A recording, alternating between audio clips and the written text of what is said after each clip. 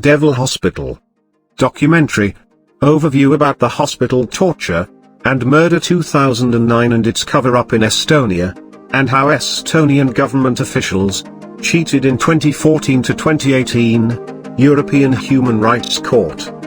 In 2009 autumn, 26-year-old Estonian Oliver Rõigas went to Tallinn's biggest hospital for tests, and fall a victim of overdoses and massive secret administration of hazardous drugs, of which some were ordered by ex-communist doctor who was never his treating doctor. After his condition got suddenly worse and he wished to leave the hospital, he was tortured with secret administration of haloperidol and sedated. His hands were locked to bed against his will for days. Before his last attempt to leave the hospital on day agreed up again, he was sedated with fentanyl. And when he woke up later in arms of mother, large amounts of clofulin were administered without informed consent to sedate him quickly again. After that, Russian nurse secretly administered 4 blood rate lowering, heart rate slowing drugs simultaneously that took her victim to comatose. Without any legal right, Estonian government supervised hospital then left Oliver Rõigas without any food, water and antibiotics despite pneumonia had been diagnosed. His mother's calls to resume food, water and antibiotics were all ignored. To cover up this torture and murder, Estonian social ministry official, former employee at same hospital, compiled months later a fake brain death paper on one page that Estonian government officials then submitted to European Human Rights Court to cheat the court and to avoid responsibility for violating several European Human Rights Convention articles, including right to life and prohibition of torture. This case has revealed that several Soviet-era trained doctors and those supervised by them, at least in Estonia, still practice administration of drugs without informed consent. This evil practice is sometimes used also to cover up medical mistakes and hunt for organs.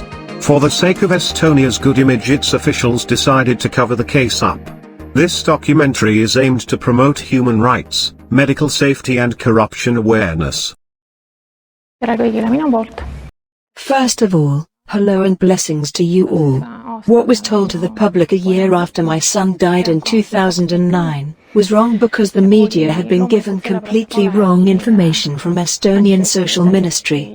It was based on completely false and fake papers, compiled by former communist official Peeter Magna, deputy head of the Health Quality Committee at the Ministry of Social Affairs during the crime and its cover-up. This former communist health official created a big fraud. This was organized several months after the death of my son in Tallinn at the North Estonian Regional Hospital Per. Oliver died on October 15, 2009. What came out later, when officials finally agreed to show medical documents with 3 months delay and later revealed other details, was so unbelievable. I started investigation myself that same fall 2009, and that decision was not easy for me. When I started research in 2009, I did not have any medical records. I only got medical months later in January 2010 after repeated requests to Estonian health officials. It turned out that several documents, notes written by doctors, had been falsified. The documents lacked the obligatory case stamp, which has to be added to all medical documents. But what helped me to go on was that medical chronological notes by nurses were not falsified. Most of the nurses had been very nice in the hospital and refused to falsify, for which I am very grateful to them. Not to all, but at least to most of them. And then step by step over the years, chronological entries began to reveal a picture that I did not expect at all. From the age of 5, due to a very personal experience on 2 nights, I am a deeply Christian person. I know that the soul of a good person is eternal. That experience was given to me immediately after one of my parents perished at the time. That is why death is not the end of human beings for me. I sincerely believe that the human soul lives on. But I do not think that any person has a right to kill, to torture, to poison anyone. And, unfortunately, in the case of my 26-year-old son Oliver Rõigas, all these things happened. One of the saddest moments for me this fall came several weeks after Oliver's death, when it turned out that 15 minutes after procedure with local anesthesia on his head at a private clinic, test results of a skin piece cut at that private clinic turned out that the result of that analysis had been altered, falsified. I think that Oliver's diagnosis, which started this horror, revealing ongoing illegal Soviet-era practice to administer massive amounts of drugs without informed consent that lead to this medical tragedy as it turned out, was not accurate. The diagnosis of skin cancer melanoma is crucial, because after Oliver's death there was a real melanoma hysteria arranged in Estonia. Ja kahjuks minu poja Oliver Rõigase juhtumis kõik need asjad selgusid. When the case of Oliver has been up in public, then kind of hysteria for melanoma has been up in the media again, and when the case vanishes from media there is no melanoma hysteria. So what happened first is that in 2004 and 2005 Oliver lived nearly a year in Scotland. He took a year off from his studies at Tallinn University of Technology and went to live and work in Scotland with his girlfriend. When they came back from there in summer 2005 everything was great, but at one point in the winter of 2006 he asked me to look at the skin under his hair on top of his head, and there was some kind of change on skin. And then we went to the doctor who looked at it too and said that we should decide ourselves what to do and that it was nothing to worry about. And then in spring 2006 I left Estonia for a few weeks to France, and when I came back from there Oliver asked to look at the skin under his hair again. And although he had no complaints, we decided to go to the Tallinn Reconstructive Surgery Clinic where he was observed by surgeon Olavi Vaasa. And he too told us to decide ourselves whether or not to cut the skin formation. No blood test or any other tests were performed. And we decided to take it off, and Oliver underwent a procedure with local anesthetic. We were in the hospital all together just for a few hours, and the doctor said that it is most likely a completely innocent case. Then almost 2 weeks passed, and one day Oliver got a call from the same clinic by another doctor who invited to meet him at the end of his working day. That doctor, Rõigas, had told Oliver that the results of the analysis had come and that melanoma had been written there. And then Oliver called me. He did not understand much whether it was serious what he had been told. And then we went together to that private clinic again. When we arrived, Reigas was there and asked me who I am. I told him I am a mother. After that he left and came back a long time later with a page-and-a-half long test results. And then Reigas said that if there is such a diagnosis as melanoma, then, as it turned out at his second job at the North Estonian Regional Hospital Per, an operation will be performed for Oliver to see if melanoma cells have spread. And depending on that, since we did not suspect that something could be wrong, because inevitably you have not been in contact with doctors and you trust doctors, we decided to do as he advised. And then we went to the Per hospital for prophylactic surgery, where the operation was performed. No cancer cells were found during this operation, so it was essentially a completely useless operation. But surprise, surprise, when I met Oliver after the operation, it turned out that during this operation on his head he had got a very large operation wound in his stomach area. No one had asked us for permission, but we were then told that the wound was on the stomach because the skin was taken from there and used then on his head during this pointless operation. We were not told why the skin was not taken from some other part of the body in order not to cause such an obvious visible wound to a person on his stomach. But after all these lies that came to light in Oliver's case over the years, I'm no longer sure why this wound on stomach appeared and whether it was for completely different reasons. Maybe there was an intention to take something from his body. I also learned later that the kidney wound could be in the same place. The operation wound of this useless operation on the head was then rotting for weeks. After that Oliver had to go for a regular checkup in 2006, 2007, 2008 and no melanoma cells or anything else unnormal was ever found. When he died in autumn 2009 in that hospital, I had to return to the reconstruction surgery clinic again, because it had turned out after his death that Oliver's medical file did not have any more that first initial melanoma analysis, which had been a page-and-a-half long. It had also contained notes about problems with eyes, although he never had any eye problems. I have a birthmark in front of my eyes, so maybe Dr. Rõigas looked at it somehow and confused something. So after his death in 2009, it turned out that there were only a few first lines left from his first test results in 2006. That first test material had been taken from the private clinic to another hospital for testing, Tallinn Central Hospital. I got confirmation that the first test result that had indicated melanoma was wrong when a person called Helrin, whose name was written on first test results as someone who had taken the test material for testing, digitally signed a document and confirmed that her name should not be written on that test results as someone who took the test material, because she was absolutely not connected with it at all. And this was the moment when I realized that my son's original analysis had been completely changed, so much had been taken away from it, and it was a very difficult moment, because I realized that something had gone wrong from the start. And later I found news in the media that the Dr. Rõigas who gave us the first test results and invited Oliver to meet him at the end of the working day was convicted in an international sexual net crime case that came to light thanks to American investigators. In autumn 2008, after 2.5 years since Oliver had got this false melanoma test result, Oliver decided to stop visiting doctors because he felt completely healthy. It is very stressful for a person to go every few months to perform tests, and then wait for results. And then the doctor told him to pass one more study, with nuclear substance, brought from Finland from a nuclear power plant. I had a very bad feeling about this test and I contacted a relative of my Finnish colleague from my former work at Finnish news agency. Her relative is a doctor in Finland. She told me that if done properly, nothing bad will happen, and we decided that we will do this study. And what happened during the study with nuclear substance I do not know. But Oliver came home. It was December 2008, less than a year before he died. He came home and was very nervous and said that doctors had very strange faces. Nothing dangerous was found during the study, but he had stayed there twice as long as he had been told at the beginning.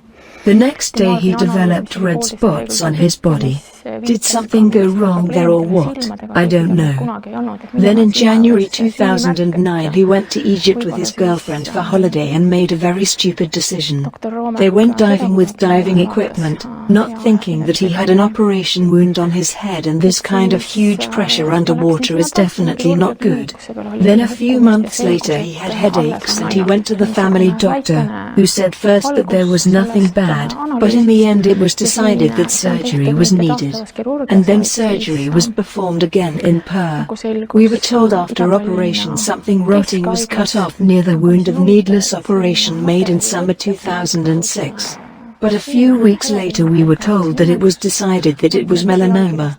Because if you have already had one diagnosis in Estonia, Soviet-era trained doctors automatically often assume that this is what is behind the problem when you return to doctors. Nothing dangerous was ever found again in Oliver's head. And after his death, when the public was given the impression that he had died because his head was full of tumor, no tumor was found in or on Oliver's head during autopsy.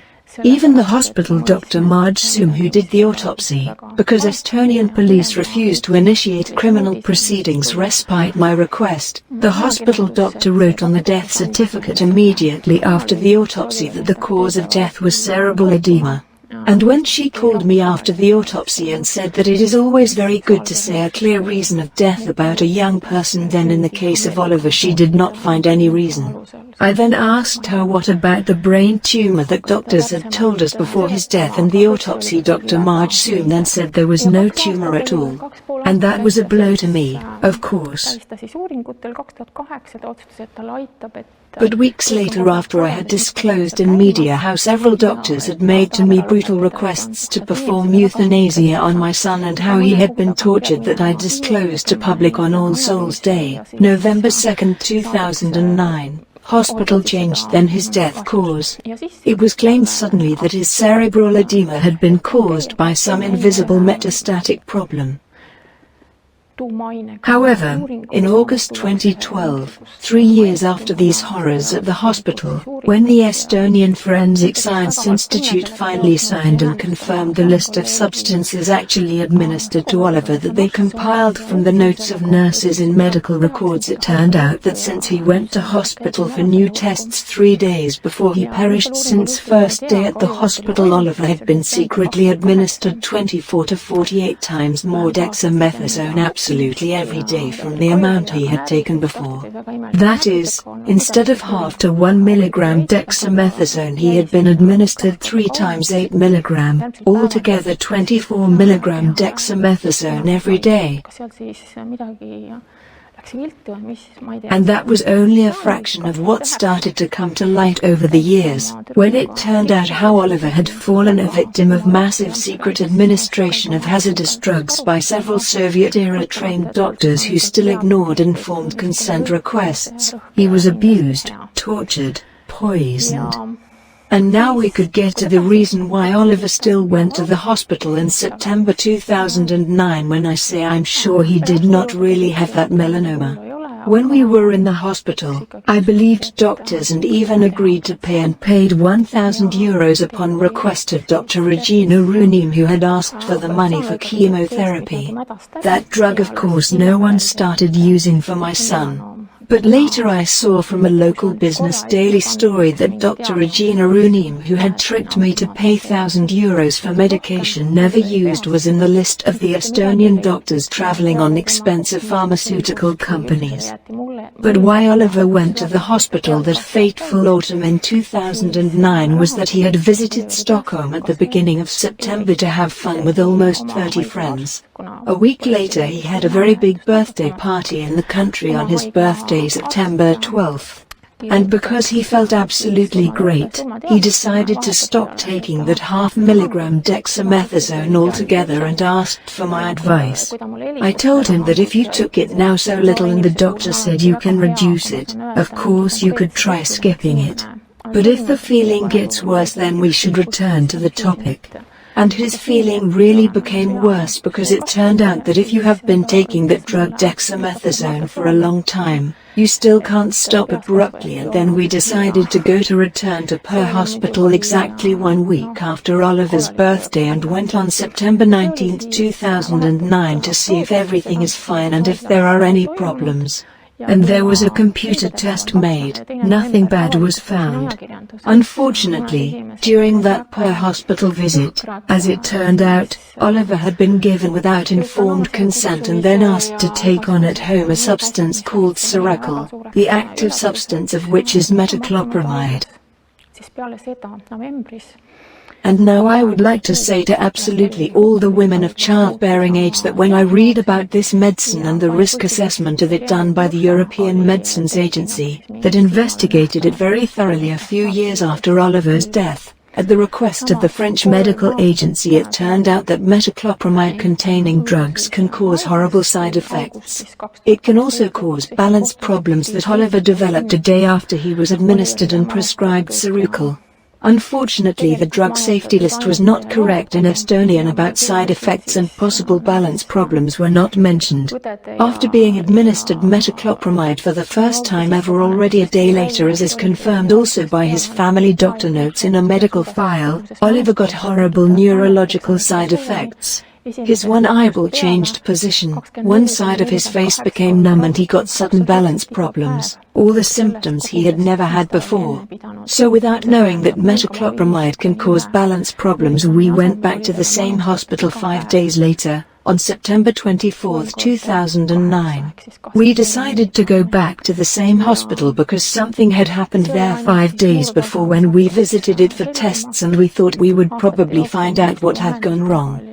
So we returned. New computer and other tests were performed at Per, but we were not shown the results.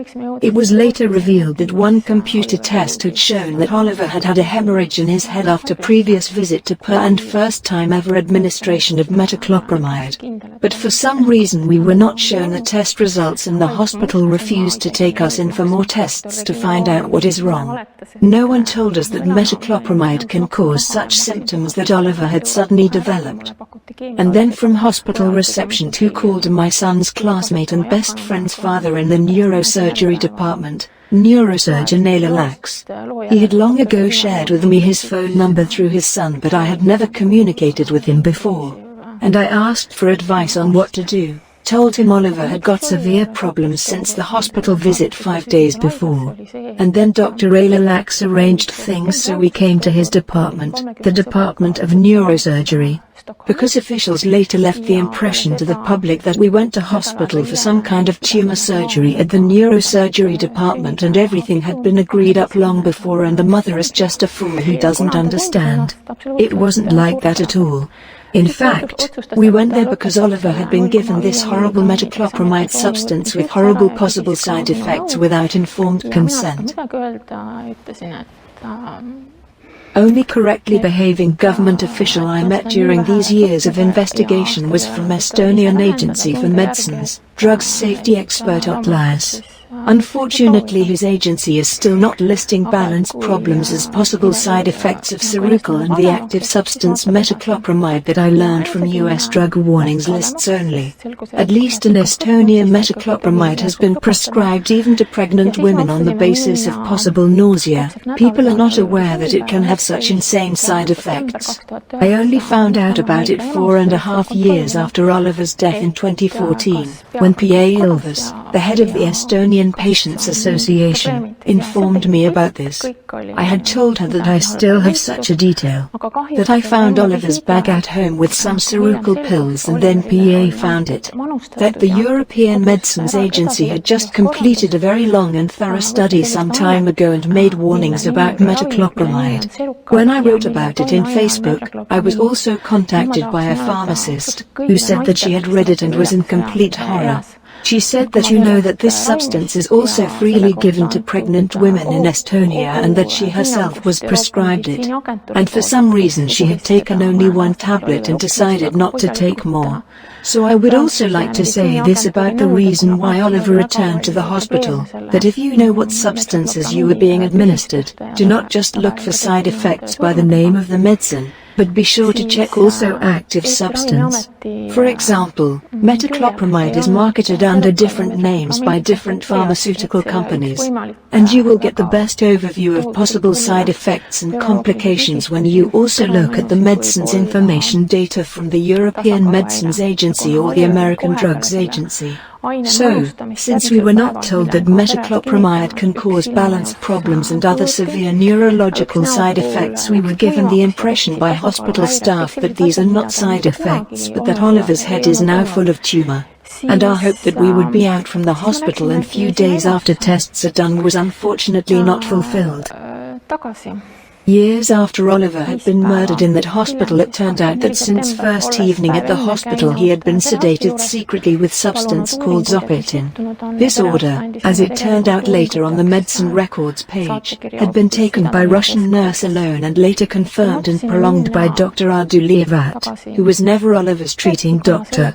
So he had been administered secretly without his informed consent 24 to 48 times more brain-affecting dexamethasone every day and every evening sedated with zopetin. This kind of massive drugging ignoring informed consent and performed secretly immediately caused problems. Already on his second day at hospital, Oliver suddenly had problems with speech despite having no problems with speaking at all a day before the massive secret administration of dexamethasone and zopetin started. And then the weekend was over. The communication between Dr. Reigas and me was very scary for me and Oliver, because this Saturday I saw with my son for the first time that such a doctor existed. We had never been in contact with him before. We had no idea that by the time he had been given illegal drug orders and that he had also extended Oliver's 48-fold amount of dexamethasone in hospital without informed consent. We had not met that ex-communist doctor who was behind those overdoses and secret administration, and thus we had had no conflict with him. But when we finally met, the conflict hit because Oliver felt that the substance being administered to him that Saturday morning caused him such a horrible feeling that he demanded the drip to be removed from him. We had been thinking that vitamins and liquid, a water with minerals, just come from a drip. But Dr. Levat then refused to take it off, finally came to the ward and told me that he was a doctor and I am not, and if I do not obey his orders then I will be expelled out from hospital and I will never see my son again. Oliver was then next to us and he started to be in total fear for his life. Because he was the one who had asked me to go to the nurses to ask them to take the drip off. And then we decided that we will obey those weekend orders. It is very difficult for me to think about how Oliver might have felt when he received those overdoses and haloperidol, all inserted without informed consent, secretly. That time we did not know that he had been secretly administered it all. It only came out from the medical file months and in some details years later. We decided that since we will leave the hospital anyway at the beginning of the week, we would try our best to avoid me being kicked out. On Monday, it turned out that the treating doctor, head of department Mikaelina, had suddenly disappeared to vacation, and we were told there is no doctor to discharge us from the hospital. It was agreed that the day of departure would be Wednesday. But as a result of all this horrible chemical poisoning, including the massive secret administration of haloperidol over the weekend and then on Sunday, plus Xanax repeatedly, Oliver's condition was already seriously bad. Then, on Tuesday morning, a new doctor came. He checked Oliver after being invited by a nurse and told us that Oliver definitely has pneumonia. And then it turned out that Oliver had bilateral bacterial pneumonia streptococcus, which had not been treated at all. He was placed in an intensive care unit. I was not allowed there, and as it turned out, Dr. Levat had immediately gone there too and had intubated Oliver without his or my permission. His new treating doctor Reigas had asked me and I told him not to intubate because we were committed to leaving this hospital. And if you are intubated, it's quite difficult. But Dr. Levat did not care, and intubated Oliver by the time I was allowed to go to the ward. Oliver was asleep. It was later revealed that he had been given another massive amount of the schizophrenic drug haloperidol immediately after being diagnosed with pneumonia and taken to the intensive care unit, and that he had then been given also without informed consent 7 doses of propofol that day then. Both substances should not be given to people with breathing problems as warned, but were given immediately after the diagnosis of bilateral bacterial pneumonia streptococcus. We still did not know that day anything about the massive secret drugging without informed consent that had been going on. I was just not able to figure out what had happened. I will show you something now. If you go to a hospital in the Republic of Estonia or in any country, you will have to fill in a paper. This is an informed consent form, a sample that was only sent to me after the case was closed by the European Court of Human Rights in 2018. There is no such informed consent paper in the medical records of Oliver, because we just went for some tests and we did not know that horrible substances and massive overdoses were being administered into the drip from the first day in the hospital, and its staff completely ignored informed consent requirements. It is possible that one of the reasons why former communist Dr. Levat behaved this way was that if we had left the hospital, and the medical documentation of Oliver would have come with us, it would have turned out that a person who had not been treating doctor at all had been giving hazardous drug orders to the nurses in a regular ward of Estonian government-supervised hospital without not just informed consent of the patient but completely secretly. Or I really do not know what exactly that reason might have been, because in 2018 it turned out that Oliver Rõigas actually fell a victim also to organ hunting at that Estonian government-supervised hospital, which we will talk about later. After being placed in the intensive care unit, it was said that on Wednesday morning we can still leave the hospital and relocate to its other building in another district. Because I still did not rule out that nothing had gone wrong, because Dr. Reigas, who was my son's friend's father, assured me that nothing had been administered without our knowledge. Of course I had got my doubts, but I believed him and we hoped that more tests would be done in another clinic. We had also asked for tick illness tests, because Oliver had had a lot of ticks in summer 2009. He had travelled a lot in that summer and just in September there had been ticks again on his body. Ticks, tick-borne diseases can cause you too many problems, including balance problems. Hospital refused to make tick illness tests. Hakati igati takistama meie haiglast ära minekut. Ja siis sai see nädalavahetus läbi, see doktor Liivati And then it arrived, the day of departure, Wednesday, October 7th, 2009, and I came to the hospital in the morning and it turned out that my son was absolutely non-responsive. And treating Dr. Reigas said that now you can see what condition he is in and that he had cancelled the hospital exchange and we will not go anywhere from that hospital. And I couldn't do anything at the moment because my son had a tube in his throat. I didn't know what had been administered to him. I was constantly told that I was a fool who did not understand that the only reason for his rapidly worsening condition was a head full of tumor. And this Forensic Science Institute report, which was compiled in 2012, almost 3 years after Oliver was murdered at Per Hospital, revealed that this morning, when I came on Wednesday, October 7th, a few hours before my arrival, my son had been administered without informed consent, secretly fentanyl, a large amount of fentanyl for the first time in his life. So Oliver was not sleeping because of disease, but he had been put under the influence of strong narcotics fentanyl to cancel our departure from that Per Hospital. Fortunately, I found out all those horrors within a few months interval because I think that if I had learned everything right away, it is quite possible that my own life might have ended with a heart attack. Then when the hospital change, already postponed many times, was cancelled on Wednesday, it was possible to communicate with Oliver again that afternoon. Then he no longer needed to be drugged. Administration of fentanyl was ended and he woke up and showed with his hand, as the nurses have written in the entries, showed everything he wanted. You cannot talk if you have a tube in your throat. And on Thursday we made another attempt to leave the hospital, and we again asked treating Dr. Reigas to discharge us. And Reigas told us that we can leave on Monday, October 12, 2009, because he simply does not have time to deal with paperwork. And the next day, on Thursday, Nurse Nonna Krasnova made a huge scandal in that intensive care unit at the hospital. Nurse Krasnova said Oliver did not need absolutely this kind of treatment he had been given. I remember Oliver being perfectly normal that day, communicating with me, and of course he was very scared. He communicated with me in writing because he had a tube in his throat. He heard everything, but wrote to me. Then we agreed to leave as finally promised next Monday. And then somehow we had to survive this Friday, Saturday, Sunday. Over the weekend, all the indicators were good. Oliver was okay. And on Monday, October 12th, it turned out that there is now another new treating doctor, and when I came, a female Dr. T.U. Paulus took over the duty in the neurosurgery intensive care unit at the hospital. According to the Forensic Science Institute report, Oliver had been once again administered before by a rival strong narcotics drug fentanyl without informed consent. And although I was not told that, I had great doubts by that morning. And when I came, I was told to leave by Dr. Paulus forever, and she asked me to realize that my son was hopeless.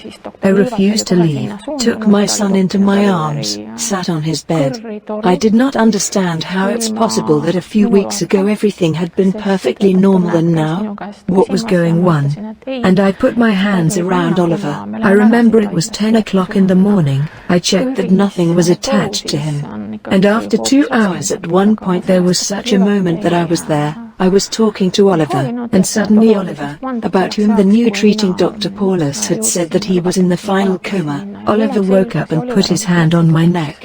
I have a birthmark on my neck.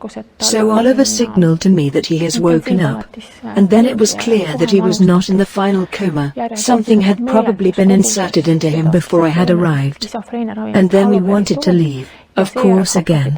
Dr. Paulus disagreed and asked the nurse Granovskaya to insert antibiotics, the only drug I had agreed to administer, due to pneumonia.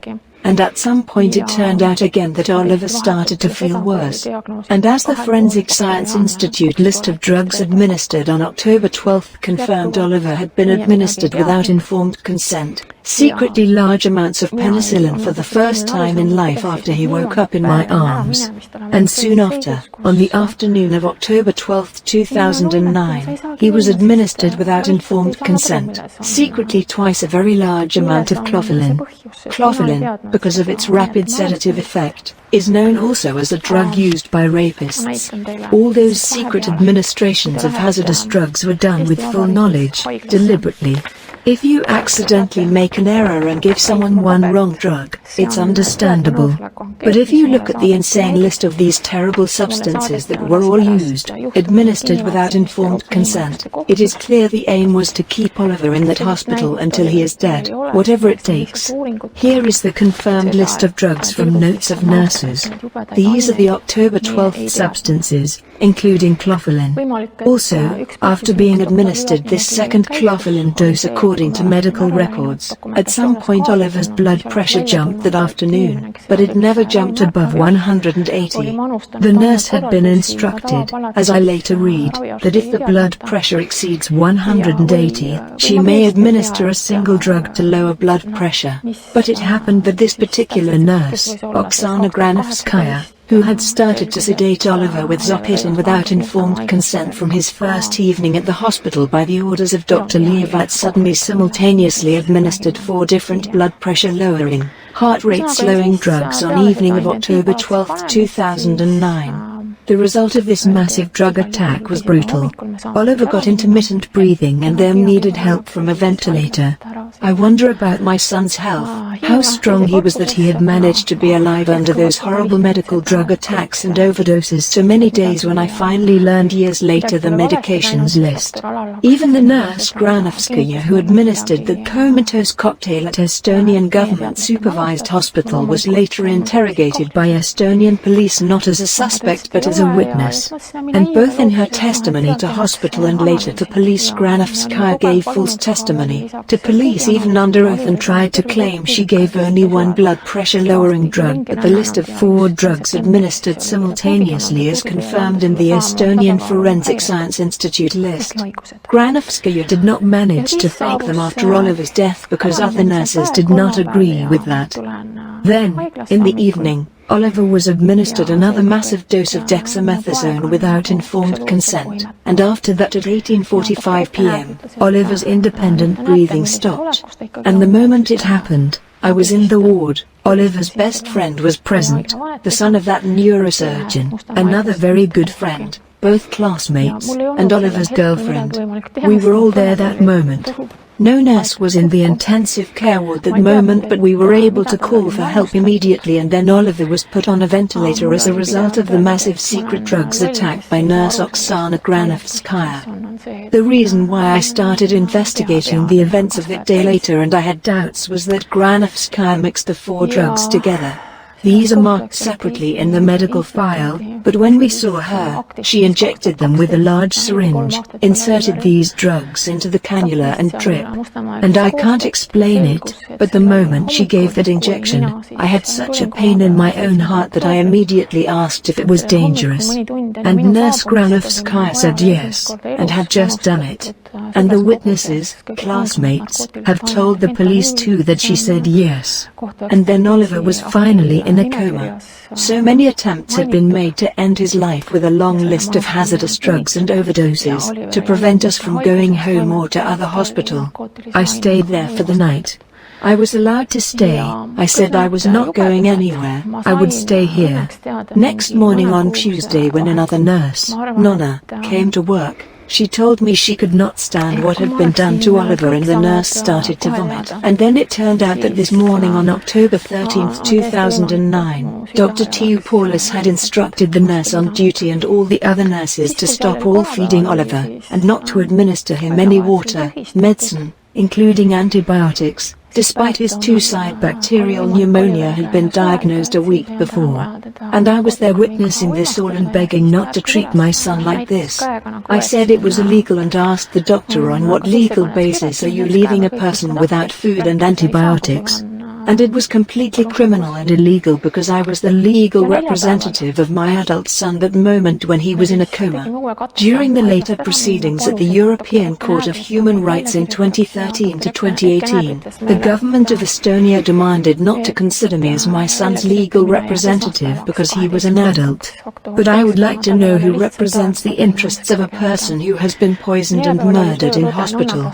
Is it so that anything can be done with an adult when he is no longer able to stand up for his rights in life? Of course, I was entitled to represent him, and since Oliver had not signed any paper authorizing the administration of those hazardous substances which had been administered to him, it was all illegal. And then all this Tuesday I asked hospital staff to restart administration of antibiotics and water and food, but my begging was just ignored. And that same evening, very late in the evening, two people I had never seen before came. Dr. Zard, a neurosurgeon in the same department, and Mari-Liis Elmoja, an anesthesiologist who has worked for years as the head of the Children's Hospital intensive care unit next to the hospital we were.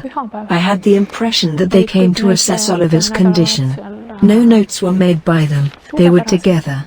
And since Oliver's pulse repeatedly responded on monitor to my speech, which indicated that he still felt despite being in a coma and he realized that I was there, he was just in a coma. And yet he was not put back on antibiotic treatment and feeding all Tuesday neither next day on Wednesday, October 13, 2009. And because he needed a ventilator, in that situation, I just couldn't take my adult son into my arms and walk away. On Wednesday, I was finally able to meet his first doctor, who had disappeared unexpectedly, Mikael Laine. He told me that hopeless patients in their hospital would not be fed or treated. And then I asked him to rent a ventilator so we can still go home or to a hospice. I said that whatever it is, we only came to hospital for a few days and for tests, and that I find this situation completely incomprehensible. And I had promised my son we would not stay in the hospital, we came for tests only. And then we agreed that on Thursday, October 15, 2009, it will be possible to leave. I was very much asking for food and antibiotics to resume, but it was not done. And I wished to stay in the hospital that night to avoid any other surprise. But unfortunately late on October 14th, just before midnight, I was asked to leave. The nurse Nonna said she was told she will lose her job if I stay. She promised to me that no matter what happens at night she will immediately call me, and that next morning we can finally leave with Oliver. And then I went home. I woke up a little before 5 o'clock on October 15, 2009 and immediately called the hospital. I was told that Oliver was not there anymore, that his heartbeat had stopped that night and the ventilator had been turned off. And several years after Oliver was murdered, it became clear from the records of the last full day of his life on October 14th that, in fact, the turning of Oliver in the intensive care unit had already been terminated on Wednesday evening. In an intensive care unit, people who have fallen into a coma should always be turned from one side to another side every few hours so that you do not get bed sores. And documents, notes by nurses, show that the decision to kill Oliver was finally made on Wednesday evening when the turning ended. And by no means is it possible that in an intensive care unit he would not have just been turned for any other reason. Years later, another very difficult fact emerged. It turned out that after falling into coma, when 26-year-old young Estonian was completely starved in the neurosurgery department of Estonian government-supervised hospital and antibiotic treatment had been stopped despite pneumonia, Oksana Granovskaya, who came to work Tuesday afternoon, has started inserting eye drops to Oliver's eyes. And Nurse Granovskaya made notes to medical documents on that. And for a very long time, I was wondering why the person whose death sentence had been made was given eye drops. You do not think that in order to make your eyes shine better by the time you are in the coffin? And it was only in 2018 that I got the answer to that question. I learned that when medical staff are going to steal cornea of the eye, then the eyes must not be dry, and the demand for the cornea of the eye is very, very high. And if the cornea of the eye is stolen from you or your loved one, then it is taken so that you do not understand that cornea has been taken away. Even if you look at your dead loved one, you look at their eyes, that you usually do not do because they are closed.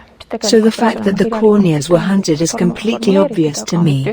There is no other reason why eye drops were used after feeding, and administration of antibiotics was illegally stopped for his last days.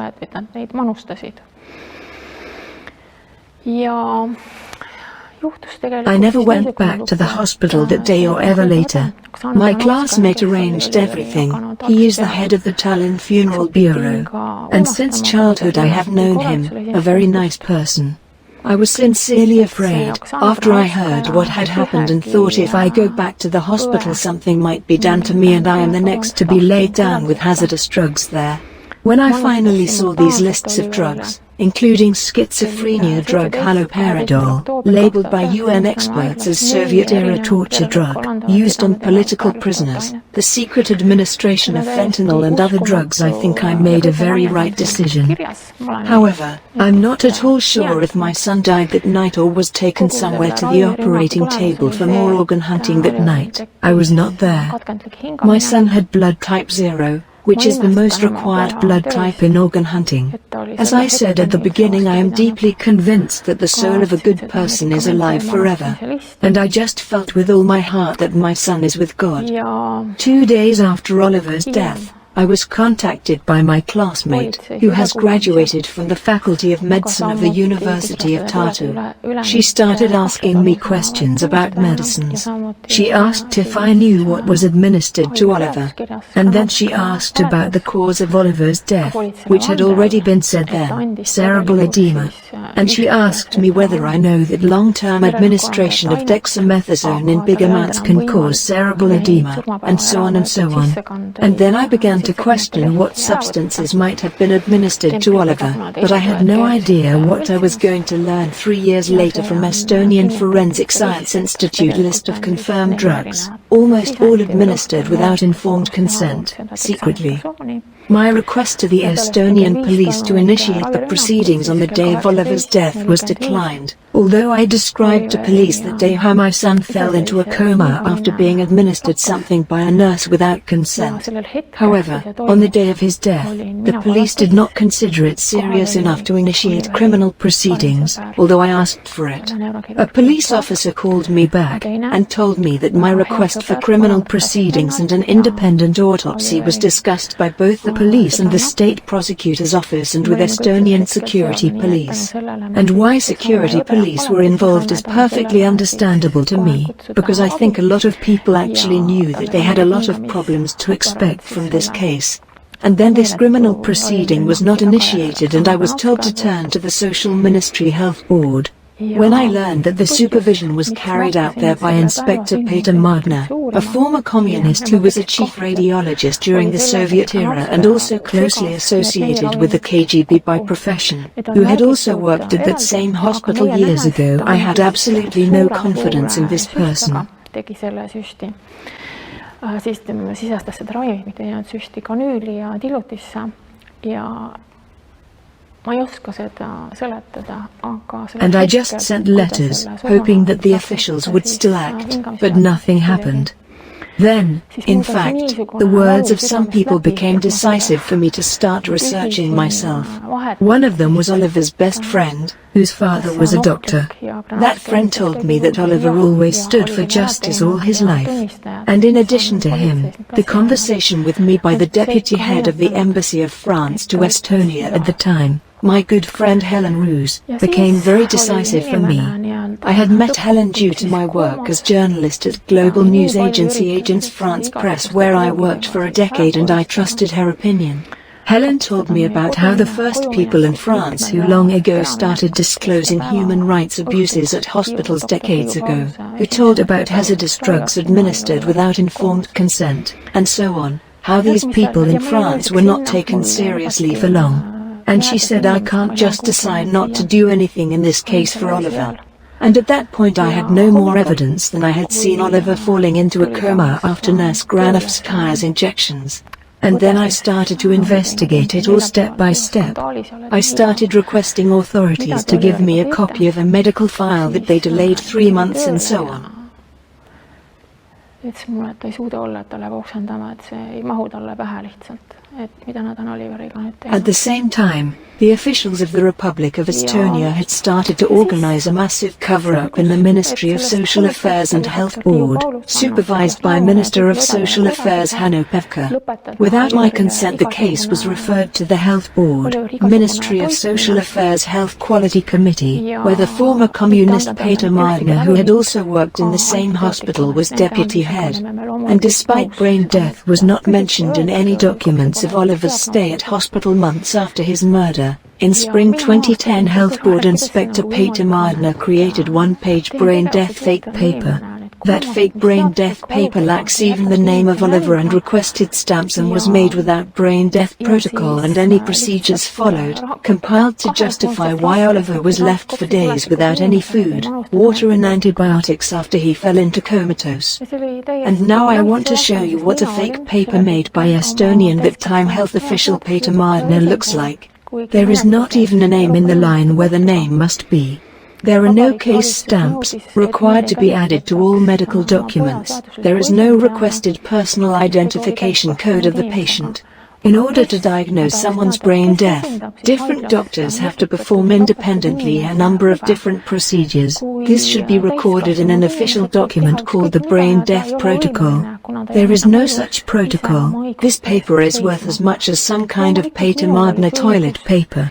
Ja kuna ta ei olnud allkirjastanud ühtegi paberit, millega ta oleks lubanud endale nende ainete manustamise, mida talle manustati. Someone's called Kristelzard's temple has been nailed down here. Then someone has written a jeep here. Maybe this jeep should be Dr. Ilmoja. Someone Zard and Ilmoja are listed here.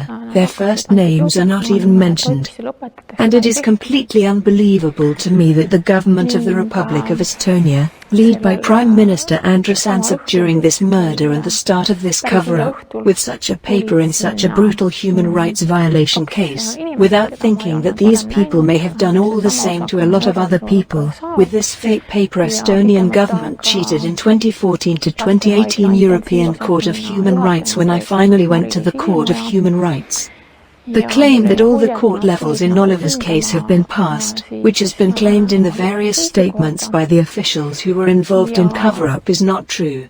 During the criminal proceedings I did not see what had been administered to my son, because I was shown this list of drugs in the Forensic Science Institute report only after the closure of the criminal proceedings.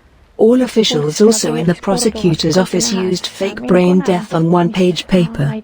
And a year after the Human Rights Court in 2018 released Estonian government from responsibility of right to life violation with this fake brain death paper, the hospital in 2019 admitted in writing that no brain death paper exists about Oliver. One of the state prosecutors who blocked the request to reopen the case has been appointed by the Estonian government to act in the supervisor job for elections. When I saw the news that a really big fraudster public prosecutor who ignored lack of brain death protocol and lack of informed consent paper in this case is listed at the National Electoral Commission, I didn't know whether to laugh or cry. But I would still like to cry that we are in such legal justice anarchy in today's post-Soviet Estonia. And then the case was taken through the law firm Lillo and Partners to the Tallinn Circuit Court, where Judge Eevi Kaskula made a copy-paste of these lies in the same way, and was awarded a state award later.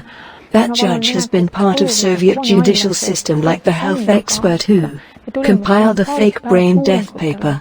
I never met Judge Eevi Kaskula either. I was not allowed to have any court public or behind the closed doors court hearings on Oliver's case.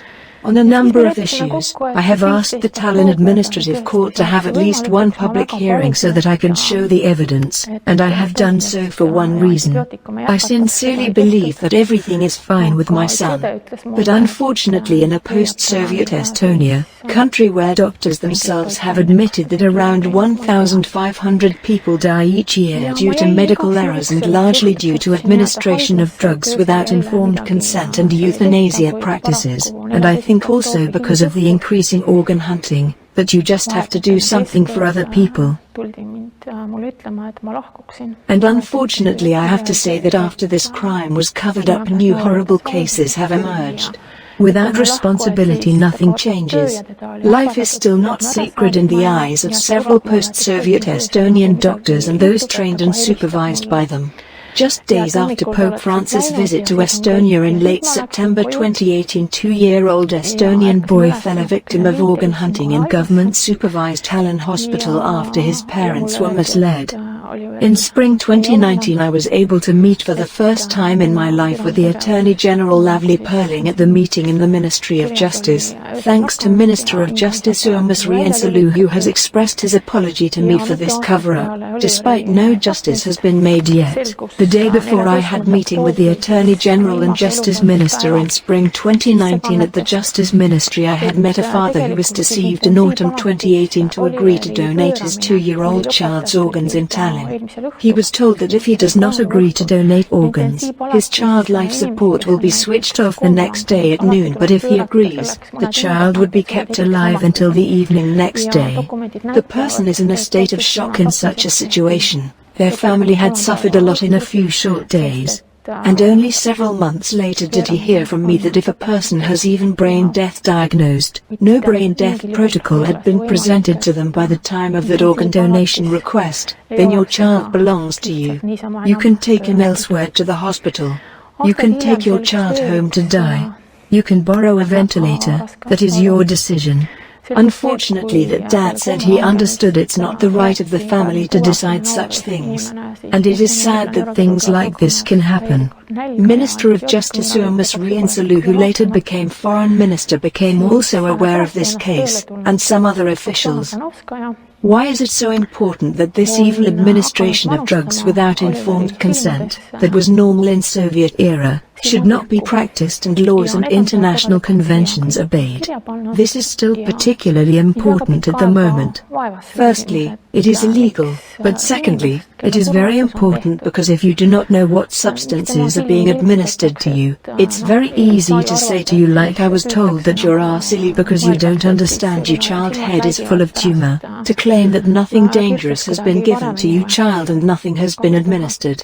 And then 3 years later you learn the horrible truth. Who has the strength, energy and knowledge to investigate like this and go on and dig out the truth? And the global demand for human organs is very, very big. And with medicine development, and the development has been very big in organ transplantation, the demand for human organs is only growing. Because when people can save the life of their loved ones, unfortunately a lot of means will be used that might not be legal. Vaatate tema silmi, mida te ju tavaliselt ei tee, kuna need on kinni.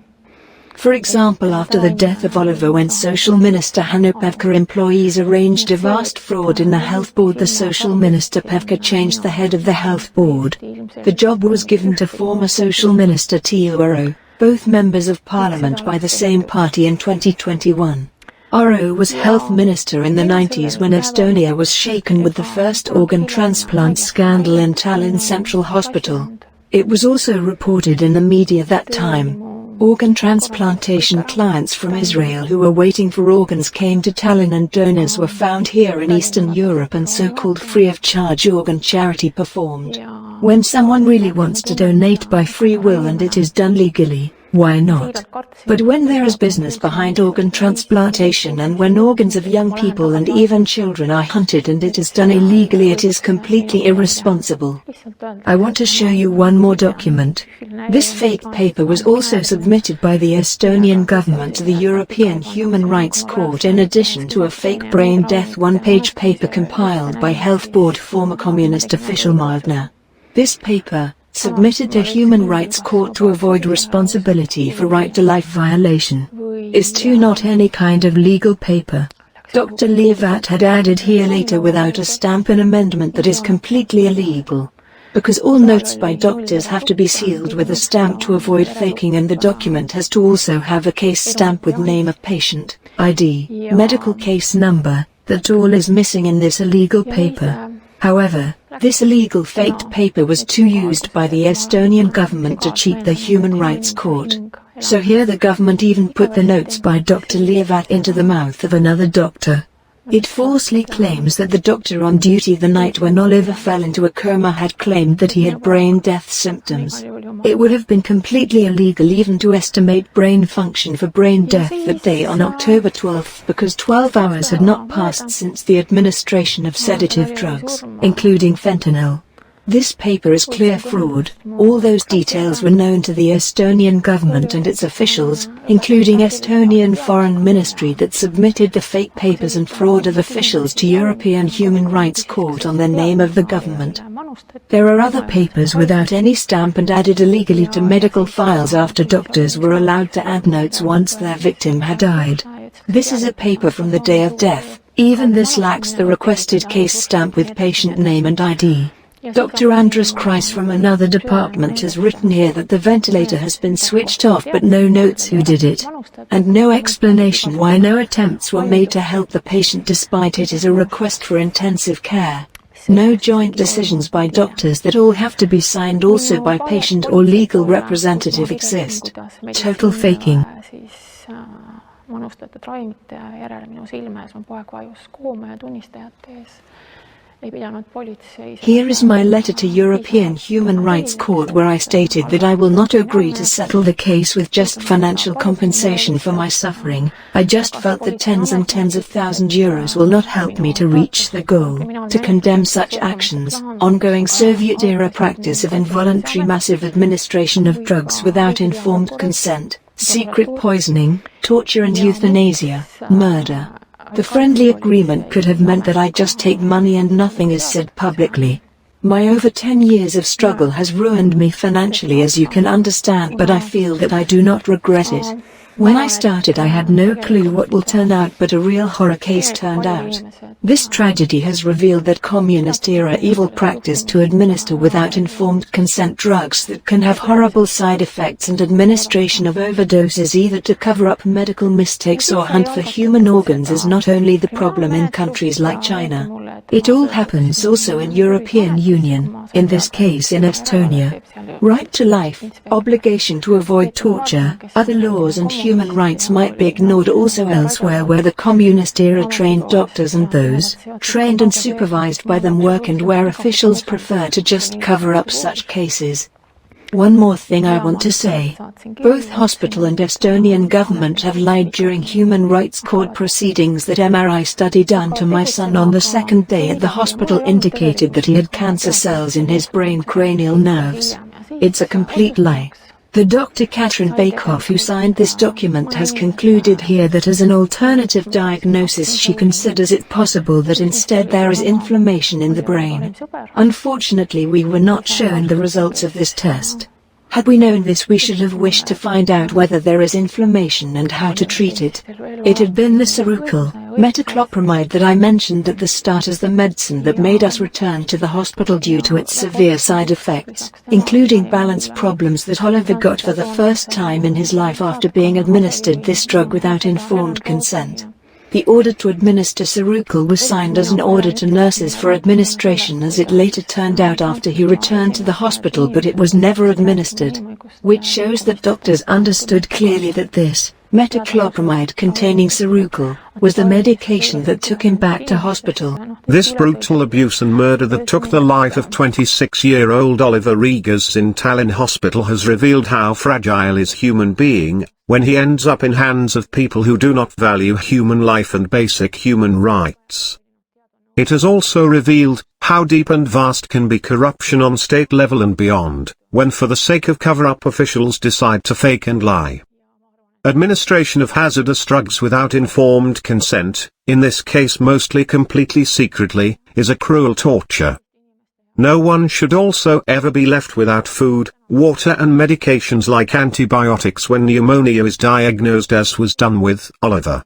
No living person should be cut off from water and food like this, without any court order, just by mood of doctors, whose victim had fallen into comatose, after being administered secretly massive amount of hazardous drugs. This was intentional murder. Hospital abuse cases in several countries, including Italy and Germany, have revealed that when a doctor or nurse are caught in illegally sedating people, and illegally ending lives of patients, the list of their victims could turn out really huge in case the investigation is done properly and hospital abuse not covered up. This case in Estonia is a clear example also that illegal organ hunting and severe abuses in hospitals are not just topics existing in countries like China, as some politicians have suggested, but the most severe violation of European Human Rights Convention and United Nations Declaration of Human Rights can happen and do happen in European Union. How true therefore sound the following words once said by John Paul II about human life, euthanasia and responsibility of society. There is certainly an enormous disparity between the powerful resources available to the forces promoting the culture of death and the means at the disposal of those working for a culture of life and love. It is impossible to further the common good without acknowledging and defending the right to life, upon which all the other inalienable rights of individuals are founded and from which they develop. A society lacks solid foundations when, on the one hand, it asserts values such as the dignity of the person, justice and peace, but then, on the other hand, radically acts to the contrary by allowing or tolerating a variety of ways in which human life is devalued and violated, especially where it is weak or marginalized. Only respect for life can be the foundation and guarantee of the most precious and essential goods of society, such as democracy and peace. Today we too find ourselves in the midst of a dramatic conflict between the culture of death and the culture of life. Human life is sacred because from its beginning it involves the creative action of God, and it remains forever in a special relationship with the Creator, who is its sole end. God alone is the Lord of life from its beginning until its end. No one can, in any circumstance, claim for himself the right to destroy directly an innocent human being. Euthanasia is a grave violation of the law of God, since it is the deliberate and morally unacceptable killing of a human person. But it is also a question, in a certain sense, of the moral conscience of society. In a way it too is responsible, not only because it tolerates or fosters behavior contrary to life, but also because it encourages the culture of death, creating and consolidating actual structures of sin which go against life. The moral conscience, both individual and social, is today subjected, also as a result of the penetrating influence of the media, to an extremely serious and mortal danger, that of confusion between good and evil, precisely in relation to the fundamental right to life. And I will end with recalling that when we decided to return to the Estonian government-supervised hospital where father of best friend of Oliver worked, we called ambulance car, hoping that maybe ambulance doctor will tell something useful. The doctor at the ambulance car did something very unusual. Less than halfway to the hospital she ordered the ambulance driver to stop the car. The ambulance was stopped. And that very nice doctor turned to me and Oliver and said, "Let's go to any other hospital in town but not to this one." I think she had seen several times before that when something goes wrong in that hospital emergency department and the patient returns with severe side effects, he or she might not step out from that hospital alive anymore. I think she has been thinking about us and she has followed the developments of this case. I remember this moment so vividly. Something told that woman that we should not return to this hospital. Unfortunately we made the wrong decision and we returned to that hospital. And we made this wrong decision for one reason. Because we trusted you, doctors, with full heart. And here is the outcome.